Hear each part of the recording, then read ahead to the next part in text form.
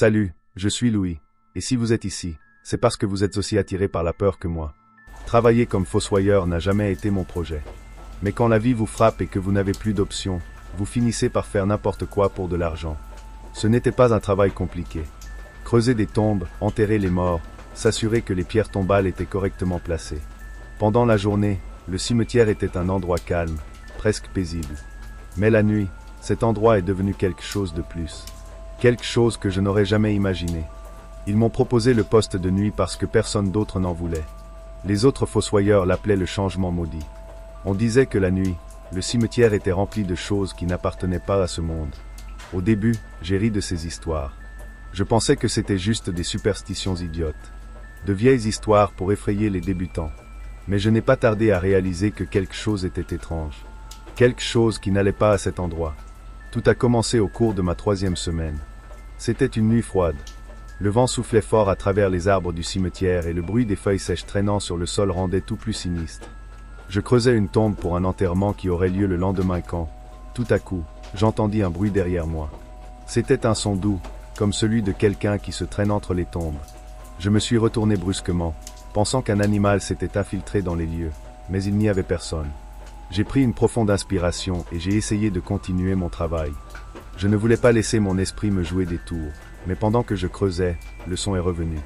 Plus près cette fois, j'ai senti un frisson parcourir ma colonne vertébrale et quand j'ai levé les yeux, je l'ai vu. De l'autre côté du cimetière, parmi les vieilles pierres tombales négligées, il y avait une silhouette debout à côté d'un arbre. Je ne pouvais pas voir clairement son visage. Il était plongé dans l'ombre, mais je savais qu'il m'observait.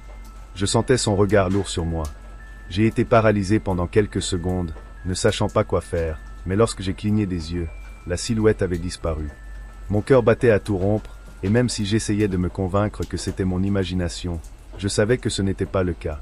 Ce n'était pas la première fois qu'il voyait quelque chose d'étrange, mais jamais aussi clairement que cette nuit-là. Les jours passèrent et les choses devinrent plus étranges. J'ai commencé à entendre des chuchotements à chaque fois que je travaillais la nuit. Au début, ils étaient mous, presque imperceptibles, mais peu à peu ils devinrent plus forts. On aurait dit qu'ils venaient du sol, comme si quelqu'un parlait sous terre. J'ai essayé de l'ignorer, mais c'était impossible. J'avais l'impression qu'il m'appelait.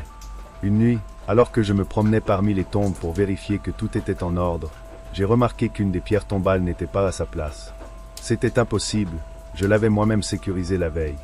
Je suis allé vérifier et quand je me suis accroupi, j'ai senti quelque chose d'étrange dans le sol. Le sol était plus mou que la normale, comme si quelqu'un avait récemment terminé. J'ai attrapé la pelle que j'avais avec moi et j'ai commencé à creuser, en espérant que ce n'était simplement pas un mauvais ajustement. Ce que j'ai découvert m'a laissé froid. À quelques centimètres sous la surface, j'ai trouvé une main humaine pâle et froide dépassant de la terre. Mon estomac s'est retourné. C'était comme si quelqu'un avait été enterré vivant. Mais quand j'ai touché la main, elle était raide. Elle était morte. J'ai reculé brusquement et à ce moment-là, le vent s'est levé fortement. Les branches des arbres commençaient à grincer et les ombres des tombes semblaient s'allonger vers moi. Le murmure revint, plus clair cette fois. Tu n'aurais pas dû la toucher. Je me levai rapidement, la pelle toujours dans les mains, regardant autour de moi, mais il n'y avait personne. Juste moi et les tombes. J'ai couru vers la petite cabane où nous gardions les outils. Mon refuge quand quelque chose me rendait nerveux. Je me suis enfermé là-dedans, tremblant, essayant de comprendre ce qui se passait, mais cette nuit ne s'est pas arrêtée là. Juste au moment où l'horloge sonnait 3 heures du matin, le son commença. Des coups. Au début, je pensais qu'ils venaient de la porte, mais non. Les coups venaient du sol.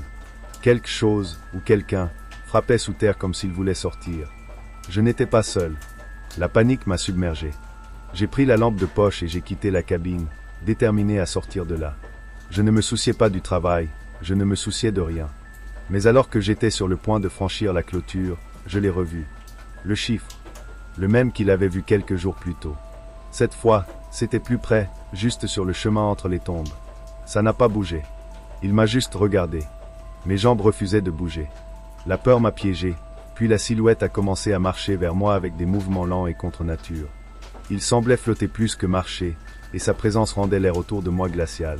« Que veux-tu » j'ai crié d'une voix brisée par la terreur. La silhouette s'est arrêtée et, pour la première fois, j'ai pu voir son visage, ou ce qu'il en restait. C'était un homme, ou l'avait été, mais sa peau était sèche et tendue, comme s'il avait été enterré depuis des années. Ses yeux étaient sombres et vides, et sa bouche bougeait lentement, mais n'émettait aucun son. Il était comme une marionnette brisée, contrôlée par des ficelles invisibles. « Aidez-nous » dit-il d'une voix qui ne semblait pas humaine. Je ne suis pas resté pour écouter la suite. J'ai couru comme je n'avais jamais couru, zigzagant entre les pierres tombales, avec le sentiment que cette chose me suivait. Les chuchotements ne s'arrêtèrent pas.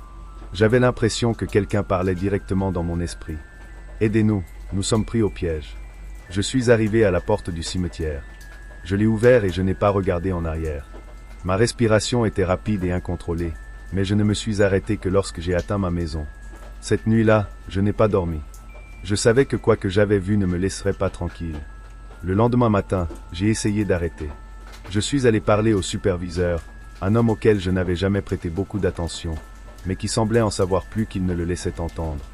Je lui ai raconté ce qui s'était passé, m'attendant à ce qu'il se moque de moi ou me dise que j'étais fou, mais à la place, il m'a regardé avec une expression sérieuse. « Vous n'êtes pas le premier, a-t-il dit, et vous ne serez pas le dernier. » Je lui ai demandé de s'expliquer, mais il a simplement secoué la tête. Ce cimetière a plus d'histoire que vous ne l'imaginez. Certaines tombes n'auraient jamais dû être ouvertes, mais il y a toujours quelqu'un qui le fait. C'était quoi cette chose? Ai-je demandé, désespéré d'avoir une explication. Le superviseur soupira. Ce ne sont pas des fantômes, ce ne sont pas des esprits, ce sont des âmes piégées. Quelque chose les retient ici. C'est peut-être l'endroit ou peut-être quelque chose de pire. Mais une fois que vous les verrez, ils ne vous laisseront plus tranquille. Vous ne pouvez pas les fuir. Chaque nuit, je me réveille à 3 heures du matin sans raison apparente, et chaque fois que je le fais, j'entends ce murmure. Aidez-nous. Le cimetière ne m'a pas laissé partir. Et même si je suis loin de cet endroit maudit, je sais que tôt ou tard ils reviendront me chercher, car quand tu ouvres une tombe alors que tu ne devrais pas, les morts ne te laissent pas tranquille. Avant de continuer, si mon contenu vous plaît, laissez votre like, abonnez-vous et dites-moi à quelle heure vous osez écouter ces histoires macabres. Maintenant, sans autre interruption, continuons. Prêt pour la prochaine histoire? Travailler dans un cimetière ne m'a jamais attiré, mais parfois la vie vous met dans des endroits étranges. C'était la seule offre d'emploi que j'avais reçue après des mois de recherche. Ce n'est pas si grave, m'a-t-il dit. Il suffit de creuser, d'enterrer et de garder l'endroit propre. Ce que je ne savais pas, c'est qu'il y avait autre chose dans ce cimetière. Quelque chose qui n'est pas resté sous terre. Le cimetière était vieux, très vieux. Il y avait des tombes vieilles de plus de 100 ans. Certains couverts de mousse, presque oubliés. Les pierres tombales penchées et brisées donnaient au lieu une apparence d'abandon total, comme si même les morts avaient été oubliés par le temps.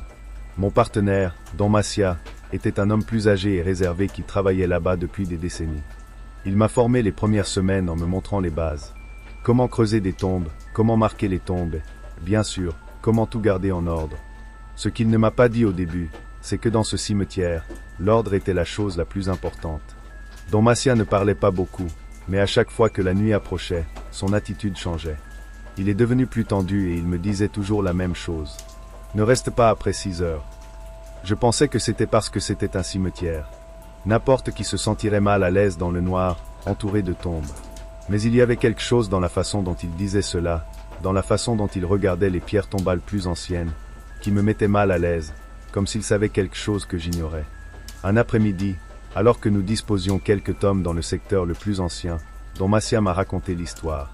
Cet endroit a sa propre manière de punir ceux qui ne respectent pas les règles, a-t-il déclaré en déposant des fleurs sur une vieille tombe. Que veux-tu dire? Ai-je demandé, essayant de paraître décontracté, mais ayant l'impression que quelque chose n'allait pas. Il y en a eu d'autres ici avant vous et moi, répondit-il sans me regarder. Fossoyeurs. Des jeunes qui croyaient que cet endroit n'était qu'un tas de terre et de pierres. Mais ce cimetière a une malédiction. Et cette malédiction, mon garçon, est réelle. J'ai ri nerveusement, espérant qu'il se moquait de moi, mais son visage restait sérieux, ses yeux fixés sur une tombe en particulier. Je n'ai rien dit d'autre. Je ne voulais pas avoir l'air effrayé, mais cet après-midi-là, j'avais l'impression que l'air du cimetière était plus lourd, plus dense. La tombe signalée par Don Massia appartenait à un ancien fossoyeur.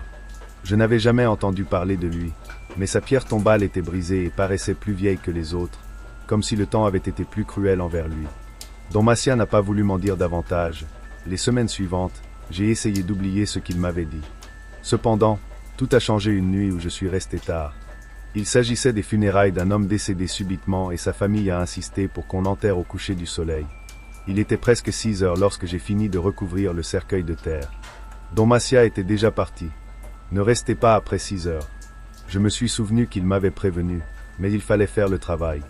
Le soleil se couchait déjà lorsque je sentis un étrange froid me parcourir le dos, quelque chose qui n'avait rien à voir avec la température.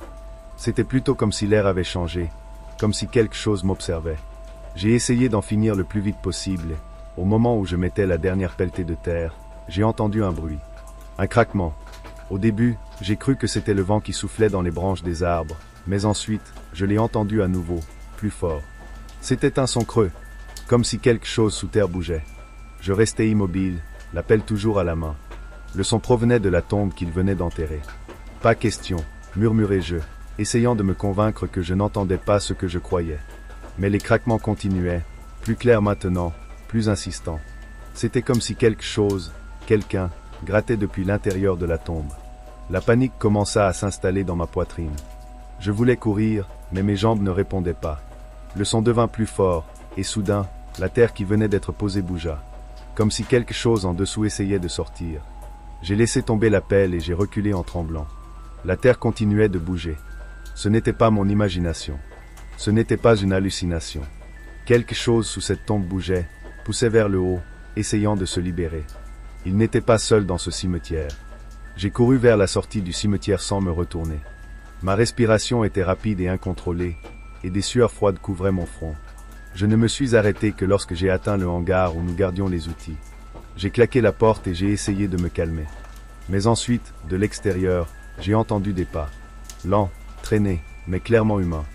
Les pas se rapprochaient de plus en plus jusqu'à s'arrêter juste devant le stand. Je me suis approché de la fenêtre, le cœur dans la gorge, et j'ai regardé dehors. Je l'ai vu. Parmi les ombres des tombeaux se dressait une silhouette grande et mince. Il ressemblait à un homme, mais sa peau était sale et son visage. Son visage n'avait pas d'yeux. Il n'y avait que 2 espaces sombres là où il devrait se trouver. Il regardait vers moi. Ou du moins, c'est ce à quoi cela semblait. Mon corps tout entier tremblait. Je savais qu'il n'était pas humain. Je ne pouvais pas le faire. Soudain, la porte du hangar se mit à trembler violemment, comme si quelque chose essayait d'entrer. Je me suis penché en arrière, respirant fort. Je ne pouvais pas le laisser entrer. Il savait que s'il le faisait, il ne s'en sortirait pas vivant. Sortir! J'ai crié, la peur déchirant ma voix. Les coups cessèrent brusquement. Tout était silencieux. L'air devint lourd, oppressant, et pendant quelques secondes rien ne se produisit. Mais quand j'ai tourné la serrure pour ouvrir la porte, quelque chose m'a arrêté. De l'autre côté, un murmure sourd, à peine audible, filtrait à travers le bois. Non. Vous êtes-vous vu? Restez. Mes mains tremblaient. Je ne savais pas quoi faire. J'étais piégé. Et à ce moment-là, je l'ai compris. La malédiction dont parlait Don Massia était réelle. Ce n'était pas seulement un avertissement vide de sens. Les fossoyeurs qui ont enfreint les règles en ont payé le prix. Les pas recommencèrent, mais cette fois ils ne s'éloignèrent pas. Ils sont venus du sol juste sous mes pieds. Comme si quelque chose marchait sous terre, se rapprochait de plus en plus. Je me précipitai vers la porte, l'ouvris et courus vers la sortie du cimetière. Pendant que je courais, je pouvais entendre les pas derrière moi, de plus en plus rapides et plus proches. Je ne savais pas ce qui me suivait, mais je sentais sa présence. C'était comme si le cimetière lui-même avait pris vie pour me piéger. J'ai franchi le portail d'entrée et je n'ai pas arrêté de courir jusqu'à ce que j'atteigne ma maison. Cette nuit-là, je n'ai pas pu dormir. Chaque fois que je fermais les yeux, j'entendais ce murmure dans ma tête. Tu n'aurais pas dû rester. Le lendemain matin, je suis retourné au cimetière, déterminé à parler avec Don Massia. Je devais en savoir plus. Je devais comprendre ce qui m'arrivait. Mais quand je suis arrivé, quelque chose n'allait pas. Son stand était fermé et personne ne l'avait vu depuis la veille. J'ai demandé aux autres travailleurs, mais personne n'avait de réponse claire. C'était comme si la terre l'avait englouti. Mon esprit s'est rempli d'images de cette silhouette aux yeux vides, et une idée terrifiante s'est emparée de moi. Était-ce Don Massia? Était-ce lui, la silhouette qui m'avait suivi cette nuit-là? Je l'ai cherché parmi les tombes, mais je ne l'ai jamais trouvé. Une seule tombe supplémentaire figurait dans la partie la plus ancienne du cimetière. Une pierre tombale brisée et couverte de mousse, sur laquelle est gravé le nom de Don Massia. Et puis je l'ai compris. Le cimetière prend ses fossoyeurs. Cela nous consume. Il nous entraîne dans son ombre. Et maintenant, chaque fois que la nuit tombe, je sais que mon temps aussi est compté. Parce que, dans cet endroit, une fois qu'on enfreint les règles, on n'en sort jamais.